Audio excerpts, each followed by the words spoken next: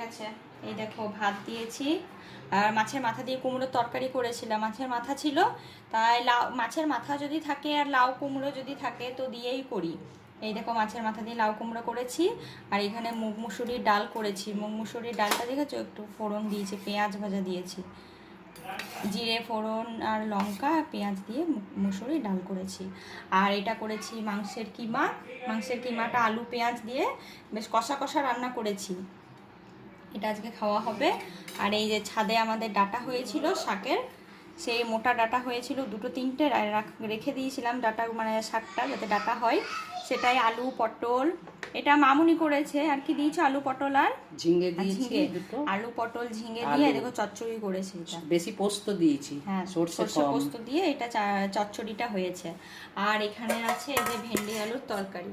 এটা কিন্তু আমরা যেভাবে ভেন্ডি আলু তরকারি করি মশলা দিই না, শুধুমাত্র বেসন দিয়ে করি। তোমরা যদি রেসিপিটা জানতে চাও কমেন্ট করে জানাবে যে কিভাবে করি। আর হ্যাঁ, একটা কিন্তু পেঁয়াজ দিই, আর কিন্তু কোনো কিছু মশলা কিচ্ছু দিই না, শুধু বেসন দিই। আর খেতে খুব ভালো লাগে, খেতে খুব ভালো লাগে, গরমেও কিন্তু খুব ভালো।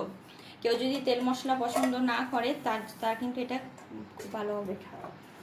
আর এই দেখো, এটা মামনি 2-3 দিন আগেই বানিয়েছিল, আমরা ভাতের সাথে একটু একটু করে নিয়ে খাচ্ছিলাম, কিন্তু তোমাদের দেখানো হয়নি। এই দেখো গুড় আম করেছিল মামনি, মানে যেটা আমের আচার, যেটা গুড় দিয়ে করে মিষ্টি আচার, সেটা টক ঝাল মিষ্টি, টক ঝাল মিষ্টি। মশলা দিয়েছি, ভাজা মশলা সব রকমের। তোমাদের দেখানো হয়নি, সেদিন থেকে খাওয়া এক বাটি হয়েছিল, 3-4 দিন ধরে খাওয়া হয়ে গেল। এটা আসলে ডাইনিং এ থাকে তো, রান্নাঘরে আনা হয় না, তাই দেখানো হয়নি। তো আজকে দেখো এগুলোই হয়েছে আমার। কেমন হয়েছে জানাবে। চলো এবার রেডি, এবার আমি ভাতটা নিয়ে খেতে যাই। তোমরাও খেয়ে নাও তাড়াতাড়ি করে। টাটা। সবাই ভালো থেকো।